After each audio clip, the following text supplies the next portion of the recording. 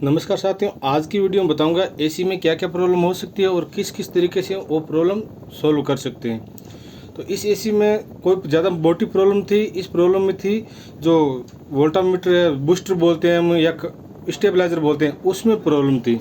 उसमें क्या था ना, वो वोल्टेज आउटपुट निकालता था, जो वोल्टेज पीछे से आता वो सेम वोल्टेज आउटपुट निकालता था। जबकि बूस्टर का या स्टेबलाइजर का काम होता है पीछे से वोल्टेज कम आ रहे हैं तो भी 220 प्रोवाइड कराना, और 250 आ रहे हैं तो उसको भी 220 में कन्वर्ट करना। स्टेबलाइजर का ये काम होता है। क्योंकि हम रहते हैं गाँव में, और गाँव में जो लाइट आती है वो लगभग 160 या 170, ज़्यादा से ज़्यादा 180 वोल्ट आती है। तो यहाँ पर इस केस में हमें ज़रूरत पड़ती है एक स्टेबलाइजर की एसी को चलाने के लिए। जो गांव में रहते हैं उनकी सबसे बड़ी प्रॉब्लम मैंने सॉल्व कर दी है कि भाई पहला काम है कि आप वोल्टेज चेक करो। इस वीडियो के एंड में मैं आपको बताऊंगा वोल्टेज कैसे चेक करते हैं, और घर की लाइन के और स्टेबलाइजर के बाद में या वोल्टेज बूस्टर के बाद में या मान के चलो जो वोल्टेज को इंक्रीज करता है या वोल्टेज को कंट्रोल करता है वोल्टेज कंट्रोलर, उसके बाद में जो लाइट निकलती है वो कितना वोल्टेज आउटपुट निकलती है, वो मैं इस वीडियो के लास्ट में बताऊंगा। अभी मैं बता रहा हूँ कि क्या क्या प्रॉब्लम हो सकती है एसी में। तो सबसे बड़ी प्रॉब्लम है, अगर आपके एसी में जो वोल्टेज आ रहे हैं घरों में लाइन में वो अगर 220 या 240 के आसपास है तो आपको स्टेबलाइजर की या वोल्टेज बूस्टर की ज़रूरत नहीं है। दूसरी चीज़, कंप्रेसर की प्रॉब्लम होती है। बहुत जगह ये होता है कि कंप्रेसर ऑन ऑफ नहीं होता, या ऑन होते ही 5 सेकंड बाद में ट्रिप मार देता है, या और भी बहुत सारी प्रॉब्लम होती है। तो भाई एसी आपने लगाया तो हर 1 साल में एसी की सफाई होना बहुत ज़रूरी है। क्योंकि अगर कचरा अंदर फंस जाएगा तो बूस्टर या जो कंप्रेसर है वो काम नहीं करेगा, या फिर कंप्रेसर के अंदर भी फॉल्ट हो सकता है। दूसरी चीज़, कंप्रेसर में और भी बहुत सारे रीज़न होते हैं जिसकी वजह से कंप्रेसर काम नहीं करता।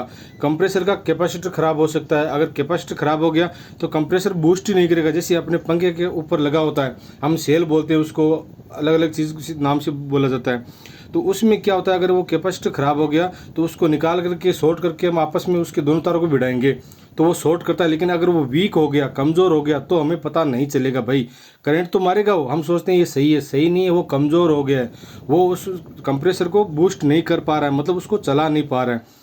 कंप्रेसर को मान के चलो पानी का मोटर होता है, जो घरों में पानी सप्लाई आता है उसको हम ज़्यादा स्पीड से खींचते हैं। तो कंप्रेसर का काम वही होता है, वो एसी जो गैस होती है उसको ज़्यादा से ज़्यादा स्पीड में घुमाता है तो गैस एक बार छोटे होल में से निकलती है, एक बार बड़े होल में से निकलती है। तो उस वजह से वो एक बार गर्म होती है, एक बार ठंडी होती है। जो ठंडी होती है वो तो एसी के अंदर घरों में दी जाती है, और जो गर्म होती है वो एसी के पीछे से बाहर निकाल दी जाती है। कई बार आपने देखा होगा, आप बाहर एसी के पीछे खड़े होते हैं, जिधर एसी गर्म हवा फेंकती है, तो उधर खड़ा होना बहुत मुश्किल हो जाता है। क्योंकि पीछे जो हवा होती है वो बहुत ज़्यादा गर्म निकलती है, और अंदर वो हवा होती है वो बहुत ज़्यादा ठंडी निकलती है। ये दोनों काम कंप्रेसर करता है, जो अंदर गैस भरी जाती है उसको कंप्रेस करके। तो ये प्रॉब्लम होगी हमारी कैपेसिटर की, जो कि एक तो फैन का कैपेसिटर होता है और एक कंप्रेसर, जो हम एसी का कैपेसिटर बोल सकते हैं सीधा, तो उसके अंदर जो कंप्रेसर घूमता है उसका कैपेसिटर होता है। तो भाई सबसे पहले कैपेसिटर चेक कर लो। अगर फैन घूम रहा है तो फैन का कैपेसिटर सही है, कंप्रेसर का कैपेसिटर हमें चेंज करना होगा, या फिर उसको चेक करना होगा। चेक करने का भी मल्टीमीटर से हम चेक कर सकते हैं। या फिर इसके अंदर एक सेंसर होता है, उसका काम होता है टेम्परेचर को मेंटेन करना। जैसे आपका रूम का टेम्परेचर हमने 20 पे सेट रखा है, तो 20 पे सेट हो गया तो ऑटोमेटिक सेंसर काम करता है, उसको कंप्रेसर को ऑफ कर देता है।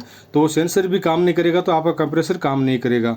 या फिर कंप्रेसर का या कोई तार है वो टूट गया हो, या आपस में कोई वायर शॉर्ट हो गया हो, ये भी प्रॉब्लम होना आम बात है।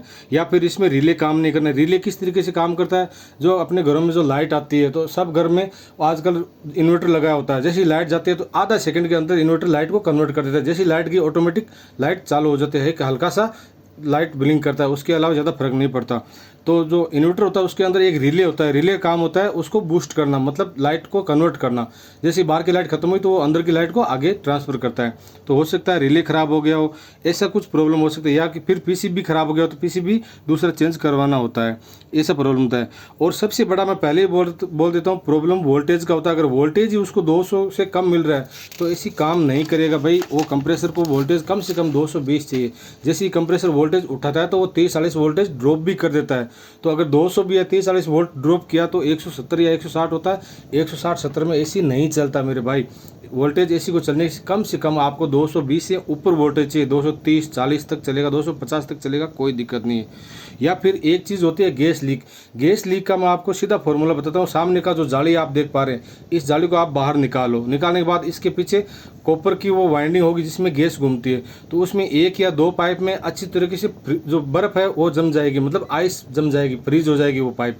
1 या 2 पाइप फ्रीज हो रही है तो आपकी एसी में गैस लीक है या फिर गैस कम हो गई है, मतलब गैस आपकी 30 या 40% ही बची है, तो भाई कंप्रेसर चलेगा तो क्या फ़ायदा, गैस ही नहीं अंदर तो ठंडी हवा बनेगी भी कैसे, उसकी वजह से ठंडी हवा बनती है।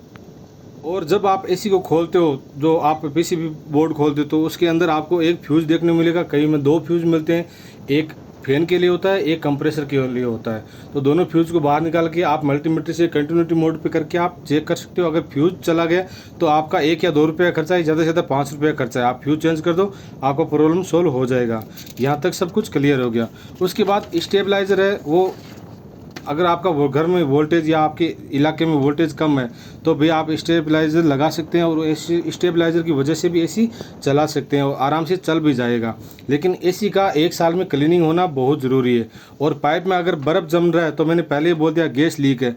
अगर गैस लीक नहीं है तो एसी में कम से कम 15-20 साल तक गैस डालने की ज़रूरत नहीं होती, अगर गैस लीक है तो।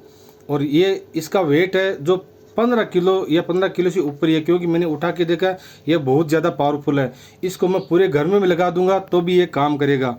काम करेगा कैसे, मतलब किस तरीके से काम करेगा, तो भाई इससे 5 kVA का है, मतलब 5000 वाट का है। 5000 वाट मतलब आप इसको थोड़ा कम कर लेते हैं तो हम नॉर्मली 4000 वाट तो मान के ही चलते हैं। 4000 वाट में 5 पानी का मोटर चला सकते हैं, इतना पावरफुल है। और एक अब 5 HP का आप जो सबमर्सिबल पंप होता है 200-300 फीट अंदर, वो भी चला सकते हैं, वो भी पानी चल जाएगा। और वोल्टेज है ये स्टेबलाइजर कंट्रोल कर लेगा, ये काम है स्टेबलाइजर का। अभी आप मान के चलो उस जो 5 HP का पंप होता है वो 3700 किलोवाट का होता है, मान के चलो 3700 वाट का होता है, 3.7 किलोवाट का होता है। तो यहाँ पर हमको 5 kVA मिल रहा है, तो ये मान के चलो आराम से वो पंप को भी चला दिया, घर का लगभग लोड ये चला लेता है। एक एसी चलने के बाद भी घर का 1-2 पंखे या 1-2 कूलर आराम से चला देता है। तो ये स्टेबलाइजर बहुत ज़रूरी है। इसका कॉस्ट लगभग 6000 से शुरू होता है, और आज के टाइम में कितना कॉस्ट आप ऑनलाइन रेट देख सकते हैं। ये जो एसी है ये वोल्टास कंपनी का, सही में ये अच्छे से वर्क कर रहा है, आज तक इसमें प्रॉब्लम हुआ नहीं है। सिर्फ स्टेबलाइजर में प्रॉब्लम हुआ, उसमें कहाँ प्रॉब्लम हुआ, इसमें जो पोटेंशियोमीटर होता है, पोटेंशियोमीटर नहीं समझते तो जो टेप रिकॉर्ड होता है उसमें हम वॉल्यूम का बटन होता है, आवाज़ को कम ज़्यादा करते हैं, या फिर कूलर में एसी में जो रेगुलेटर होता है, कंट्रोलर होता है, उसमें हम पंखे की स्पीड कम ज़्यादा करते हैं। तो उस जैसा ही एक अंदर पोटेंशियोमीटर होता है, उसके नीचे एक कार्बन होता है, कार्बन के साथ उसको वोल्टेज को एडजस्ट किया होता है। तो उसको आपको या तो थोड़ा सा लेफ्ट घुमाना है स्क्रू ड्राइवर की मदद से, या फिर राइट घुमाना है। अगर आप घुमा दोगे तो आपका जो कार्बन है वहाँ से जगह हट जाएगी और अच्छे से काम करेगा। अभी आप देख पा रहे हो इसमें डिस्प्ले है, उसके अंदर क्या है ना, रिमोट है, वो काम नहीं कर रहा। क्यों नहीं कर रहा, क्योंकि एक बार हमने इसको अंदर से ऑपरेट कर लिया तो रिमोट काम नहीं करेगा।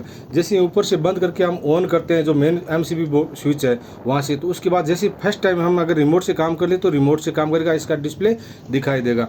लेकिन अगर यहाँ से बटन दबा दिया तो ये डिस्प्ले नहीं दिखाई देगा, क्योंकि रिमोट से बाद में काम नहीं करेगा। डिस्प्ले दिखाई देगा लेकिन रिमोट काम नहीं करेगा। इसमें रिमोट के लिए भी अलग अलग सेंसर दिया गया है। और यहाँ पर आप इसकी वायरिंग देख पाए कितने मोटे मोटे तार हैं, मतलब एसी के लिए बहुत ज़्यादा मोटे तार चाहिए। इसका लोड भी आप आइडिया लगा सकते हैं कितना ज़्यादा लोड होता है, तो उस हिसाब से इसमें वायरिंग मोटी चाहिए। और C32 का ये जो MCB ट्रिप है ये चाहिए, ये इतना बहुत ज़रूरी है, नहीं तो ये ट्रिप बार बार करता रहेगा तो फिर आप एसी का आनंद नहीं ले पाएंगे। हाँ, अब आप सोचोगे कंप्रेसर चलता भी है लेकिन वापस में ट्रिप मारता है। अगर 10 या 15 मिनट में ट्रिप मार रहा है तो आपका कंप्रेसर का प्रॉब्लम है। अगर कंप्रेसर आधा घंटा या 1 घंटा बराबर चल गया तो कंप्रेसर का कोई प्रॉब्लम नहीं है। यहाँ पर मैं इस वीडियो में बताऊंगा मल्टीमीटर को किस तरीके से उपयोग में कर सकते हैं। तो इसमें राइट साइड में एसी है और लेफ्ट साइड में डीसी है। डीसी मतलब बैटरी का वोल्टेज चेक कर पाएंगे, और राइट साइड में एसी का जो घरों में इलेक्ट्रिसिटी आती है उसका वोल्टेज चेक कर पाएंगे। यहाँ पर एक साइड में जो सप्लाई है वो घर की है और एक साइड में सप्लाई स्टेबलाइजर की है। तो स्टेबलाइजर में जो वोल्टेज है वो आपको कितने मिलेंगे, यहाँ पर मैं घर में जो सप्लाई आती है उसका वोल्टेज शो करवा रहा हूँ आपको। यहाँ पर वोल्टेज आप देख पाएंगे, जो वोल्टेज आप जो दूसरा बोर्ड देख पा रहे हैं उसमें स्टेबलाइजर का बाद का सप्लाई है और ये स्टेबलाइजर से पहले का सप्लाई है। तो दोनों में आप अंतर देख पाएंगे। यहाँ पर 255 वोल्टेज आ रहे हैं जो कि घरों में सप्लाई आ रही है नॉर्मल। अभी गर्मी ज़्यादा नहीं, गर्मी ज़्यादा होगी तो ये भी 210 या 220 ही हो जाएंगे। और जो स्टेबलाइजर का सर्विस है, जो लाइन है, अभी बटन ऑन करता हूँ मैं तो आप देख पाएंगे 270-80 के आसपास वोल्टेज आ रहे हैं। तो ये स्टेबलाइजर के बाद का सप्लाई है। इतना सप्लाई रहेगा तो आपका एसी कंप्लीटली चलेगा और एसी जलता नहीं है, क्योंकि यहाँ से 30 वोल्ट तो कंप्रेसर उठाते ही डाउन हो जाता है, तो बाद में बचते हैं 240 या 250 वोल्ट, जो कि एसी के लिए परफेक्ट है। फिर भी मैं मान के चलता हूँ कि आप 250 से ऊपर ना ही रखें और स्टेबलाइजर को अच्छी कंपनी का खरीदें जो कि अच्छे से काम करेगा। भाई जानकारी छोटी सी थी, आपको कैसी लगी कमेंट जरूर करना और इस वीडियो को एक लाइक करना और ये वीडियो अपने सभी दोस्तों के साथ शेयर करना जिनके घरों में एसी है और उनको ऐसी कोई प्रॉब्लम है। और अपनी राय जरूर देना, कमेंट जरूर करना कि ये वीडियो आपको कैसा लगा। और ये वीडियो अपने दोस्तों के साथ फेसबुक, व्हाट्सएप, इंस्टा किसी भी तरीके से शेयर कर सकते हो। Thank you.